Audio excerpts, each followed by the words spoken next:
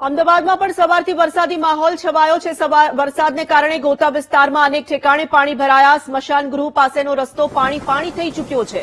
સામાન્ય વરસાદે ભરાતા પાણીની સમસ્યાથી સ્થાનિકો ત્રસ્ત બન્યા છે।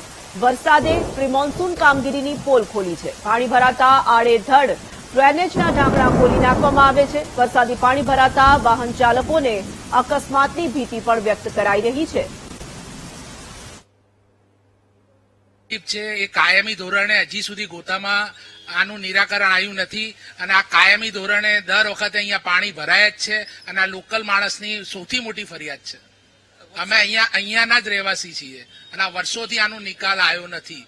એએમસી કશું જ ધ્યાન આપતી નથી। એક જો અડધો ઇંચ વરસાદ પડ્યો એની અંદર નકરા પાણી ગાડીઓની લાઈનો લાગી જાય, કયા ટાઈમે ગટરના ઢાંકણામાં ગાડી ઘૂસી જાય કોઈ નક્કી જ નહીં। એમ જોખમે નીકળવાનું। કોર્પોરેશન તો દર વર્ષે પ્લાન બનાવે છે કે અમારો પ્રી મોન્સૂન પ્લાન બને છે, આ કરીએ કે કરીએ, પણ કઈ દેખાતું લાગતું નથી।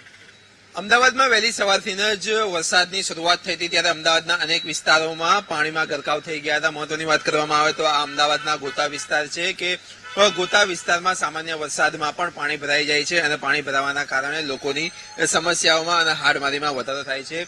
સ્થાનિકોની વાત કરવામાં આવે તો જ્યારે વરસાદ પડે ત્યારે અહીંયા ટીચણસમાં પાણી હોય છે, પરંતુ છેલ્લા 1 કલાકથી વરસાદે વિરામ લીધો છે, તેના કારણે પાણી અત્યારે ઉતર્યા છે। પરંતુ જ્યારે વરસાદ આવતો હોય, વરસાદ સતત આવતો હોય ત્યારે અહીંયા ઘૂંટણસમાં પાણી ભરાઈ જાય છે, લોકો ત્રાહિમામ પોકારી જાય છે। ત્યારે હવે અમદાવાદ મ્યુનિસિપલ કોર્પોરેશન દ્વારા ગોતા વિસ્તારમાં ક્યારે પગલાં લેવામાં આવશે, ક્યારે એક્શન પ્લાન જે પેપરમાં બનાવવામાં આવ્યો છે તે ક્યારે અહીંયા અમલમાં આવશે અને હવે આગામી કેટલા વર્ષોમાં અહીંયા પાણી નહીં ભરાય તેવી બાહેંધરી અમદાવાદ મ્યુનિસિપલ કોર્પોરેશન આપે છે તે જોવું રહ્યું।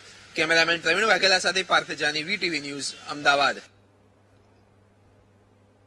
ગુજરાતના અનેક જિલ્લાઓમાં ભારે વરસાદ વરસી રહ્યો છે। ઉપરવાસમાં ભારે વરસાદને કારણે નર્મદા ડેમમાંથી નર્મદા નદીમાં 1.17 લાખ ક્યુસેક પાણી છોડવામાં આવ્યું। ડેમનું રૂલ લેવલ જાળવવા માટે ડેમમાંથી નદીમાં પાણી છોડાયું છે। ઉપરવાસમાં ભારે વરસાદને કારણે વરબેડ પાવર હાઉસમાંથી અને ડેમના 9 ગેટ ખોલીને પાણી છોડવામાં આવી રહ્યું છે। મધ્યપ્રદેશના ઓમકારેશ્વર બંધમાંથી 1 લાખ ક્યુસેક પાણી છોડવામાં આવ્યું છે, જેને કારણે નીચાણવાળા અને કાંઠાના 17 જેટલા ગામો એલર્ટ કરાયા છે। સરદાર સરોવર બંધના નીચાણવાળા વિસ્તારમાં કોઈ દુર્ઘટના કે જાનહાનિ ન થાય તે માટે જરૂરી સુરક્ષા પગલાં લેવા અને નાગરિકોને સચેત રહેવા માટે સૂચના પણ આપવામાં આવી છે।